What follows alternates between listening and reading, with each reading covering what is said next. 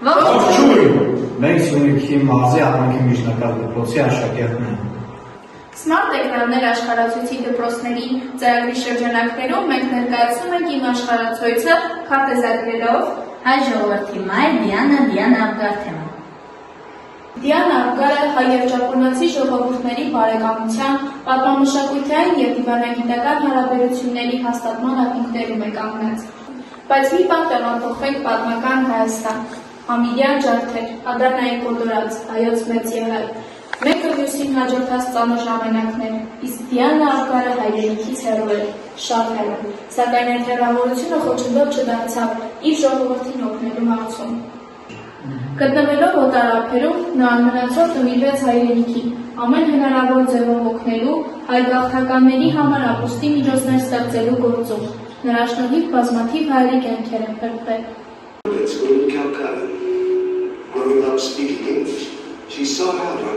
Նախագծային աշխատանքի ուսումնասիրության հենց սկզբում մենք պարզեցինք, որ Դիանա Աբգարի ծոռնուհին նրա մասին նկարահանել է ֆիլմ, եւ մեր առաջին քայլերից մեկը եղավ ֆիլմի դիտումը։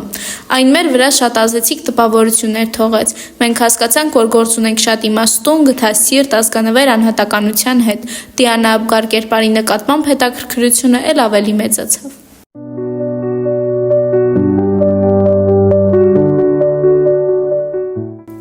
Այնուհետև մշակեցինք նախագծային աշխատանքի պլանը և ըստ դրա սկսեցինք կատարել հետազոտություններ։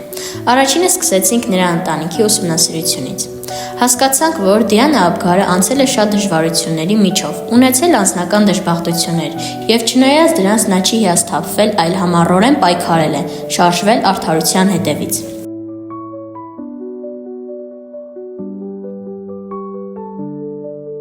Հաջորդին մենք ուսումնասիրել ենք նրա թողած գրական ժառանգությունը։ Մեզ հատկապես զարմանք է պատճառել նրա հոդվածների, նամակների մեծ քանակը, ուղղված ժամանակի բազմաթիվ հասարակական քաղաքական գործիչներին, հոգևոր ներկայացուցիչներին, եւ անշուշտ դրանք կատարել են իրենց առաքելությունը, միջազգային հանրությանը ծանոթացնելով հայոց ցեղասպանությանն ու հայ ժողովրդին։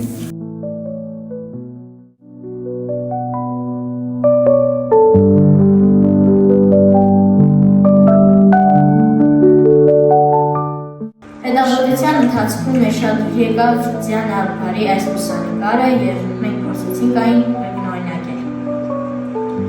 Դիանա Աբգարը իր ամուսնու հետ մասնակցում է ճապոնական թեյախմությանը ճապոնական ազգային հագուստով։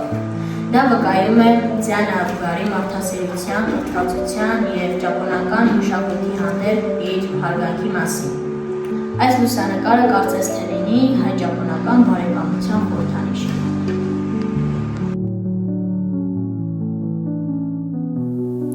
Մենք հարցազրույց ենք ունեցել ճապոնագետ Մելինե Մեսրոպյանի հետ։ Նրա ատենախոսության թեման նվիրված է Դիանա Աբգարի կյանքին ու գործունեությանը։ Այժմ Մելինեն ապրում և սովորում է Ճապոնիայում։ Նա նաև Դիանա Աբգար հիմնադրամի տնօրենների խորհրդի անդամ է։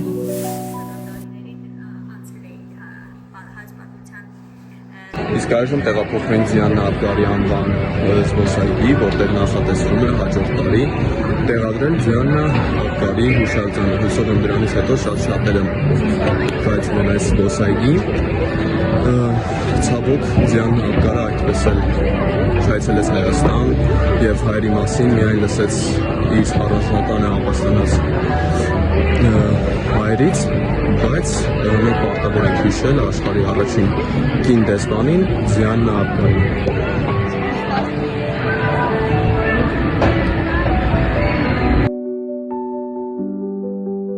Այսպիսով հետազոտության եւ աշխարհացույց հարթակի շնորհիվ Դիանա Աբգարը մեզ համար դարձավ մի նոր բացահայտում։ Մարդասեր, սրտաբաց, ազգանվեր, անշահախնդիր, կանացի, խելացի եւ նմանատիպ այլ բնութագրիչներ է միայնացում իր մեջ ճգնախայուհին, հայ ժողովրդի մայր Դիանա։ Մենք պարտավոր ենք քեզ ճանաչել։